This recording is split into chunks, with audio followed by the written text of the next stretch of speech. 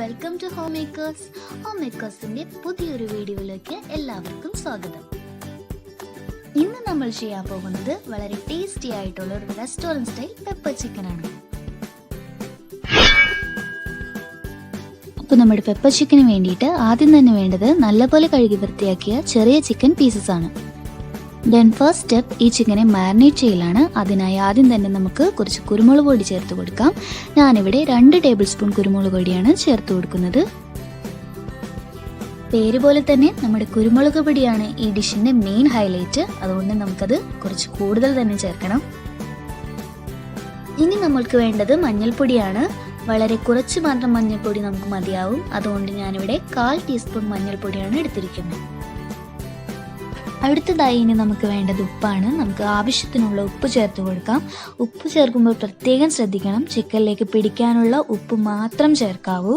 കാരണം ഗ്രേവി തയ്യാറാക്കുമ്പോൾ നമുക്ക് വീണ്ടും ഉപ്പ് ചേർക്കാനുള്ളതാണ്. അവസാനമായി ഇതിലേക്ക് വേണ്ടത് ചെറുനാരങ്ങ നീരാണ്. ഞാനിവിടെ ഒരു ചെറുനാരങ്ങ മുഴുവനായി പിഴിഞ്ഞതിൻ്റെ നീരെടുത്തിട്ടുണ്ട്. നമുക്കത് ഇതിലേക്ക് ചേർത്ത് കൊടുക്കാം. ഇനി നമുക്കിത് നന്നായിട്ടൊന്ന് മിക്സ് ചെയ്തെടുക്കാം. എപ്പോഴും കൈകൊണ്ട് മിക്സ് ചെയ്യുന്നതാണ് ഏറ്റവും നല്ലത്. എങ്കിലും നമ്മുടെ ചിക്കൻ്റെ എല്ലാ ഭാഗത്തും ഈ മസാലയ്ക്കൊന്ന് എത്തുള്ളൂ.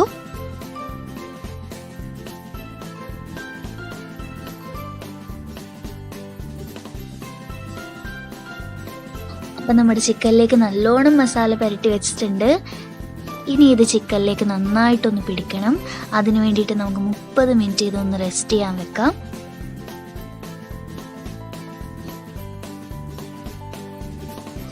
അപ്പോൾ നമുക്ക് കുക്കിങ്ങിലേക്ക് കിടക്കാം. അതിന് വേണ്ടിയിട്ട് ഞാനിവിടെ ഒരു പാൻ അടുപ്പത്ത് വെച്ചിട്ടുണ്ട്. പാൻ നന്നായിട്ട് ചൂടായതിനു ശേഷം നമുക്കതിലേക്ക് ഓയിൽ ഒഴിച്ചു കൊടുക്കാം. ഞാനിവിടെ 3 ടേബിൾ സ്പൂൺ ഓയിലാണ് ഒഴിച്ചു കൊടുക്കുന്നത്. നോൺ സ്റ്റിക്ക് പാൻ ആയതുകൊണ്ട് ഓയിലിൻ്റെ ആവശ്യം നമുക്കധികം വരുന്നില്ല. അതുപോലെ തന്നെ ഓയിൽ അധികം യൂസ് ചെയ്യാതിരിക്കുന്നതാണ് ശരീരത്തിനും നല്ലത്. ഓയിൽ ചൂടായി വരുമ്പോൾ നമുക്ക് ഇതിലേക്ക് ചെറുതായി അരിഞ്ഞു വെച്ചിരിക്കുന്ന ഇഞ്ചിയും വെളുത്തുള്ളിയും ചേർത്ത് കൊടുക്കാം. ഞാനിവിടെ എടുത്തിരിക്കുന്നത് 6 വെളുത്തുള്ളിയും 2 കഷ്ണം ഇഞ്ചിയുമാണ്. ഇത് നന്നായിട്ട് നമുക്കൊന്ന് മൂപ്പിച്ചെടുക്കണം.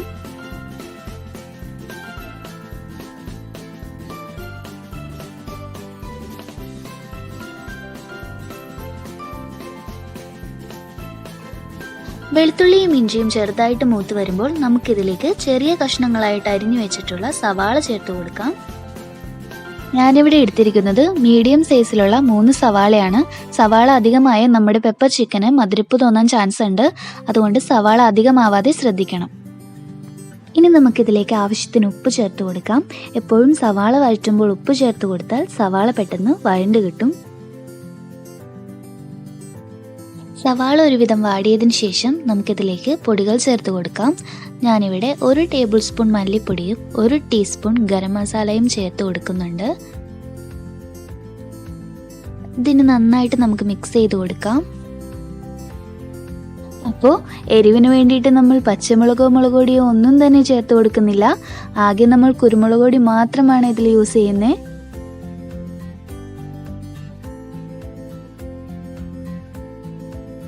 പൊടികളുടെയൊക്കെ പച്ചമണം മാറി ഇതൊന്ന് മൂത്ത് വന്നിട്ടുണ്ട്. ഇനി നമുക്കിതിലേക്ക് മാറ്റി വെച്ചിരിക്കുന്ന ചിക്കൻ ചേർത്ത് കൊടുക്കാം.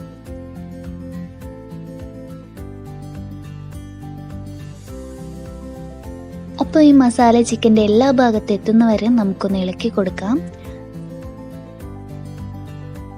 നന്നായിട്ട് മിക്സ് ചെയ്തതിന് ശേഷം ഞാൻ ഇതിലേക്ക് 1 തണ്ട് കറിവേപ്പില ചേർത്ത് കൊടുക്കുന്നുണ്ട്. ഇനി ഇതിലേക്ക് വേണ്ടത് തക്കാളിയാണ്. ഞാനിവിടെ 1 തക്കാളി ചെറിയ കഷ്ണങ്ങളായിട്ട് അരിഞ്ഞതാണ് ചേർത്ത് കൊടുത്തിരിക്കുന്നത്. ഇനി ഇത് നല്ലോണം ഇളക്കി യോജിപ്പിച്ചതിന് ശേഷം നമുക്കിത് അടച്ചു വെച്ച് വേവിച്ചെടുക്കാം. നമ്മളിതിൽ എക്സ്ട്രാ വെള്ളമൊന്നും ഇതുവരെ ചേർത്ത് കൊടുത്തിട്ടില്ല. ആവശ്യത്തിന് വെള്ളം ചിക്കനിൽ നിന്ന് തന്നെ ഇറങ്ങി വന്നോളും. അപ്പോൾ ഗ്രേവി തയ്യാറാക്കി വരുമ്പോൾ അതിൻ്റെ തിക്നെസ് നോക്കിയിട്ട് ആവശ്യമാണെങ്കിൽ മാത്രം വെള്ളം ഒഴിച്ചാൽ മതിയാകും. ഇനി നമുക്കിത് ഒരു 15 മിനിറ്റ് നേരം ലോ ഫ്ലെയിമിൽ അടച്ചു വെച്ച് വേവിച്ചെടുക്കാം.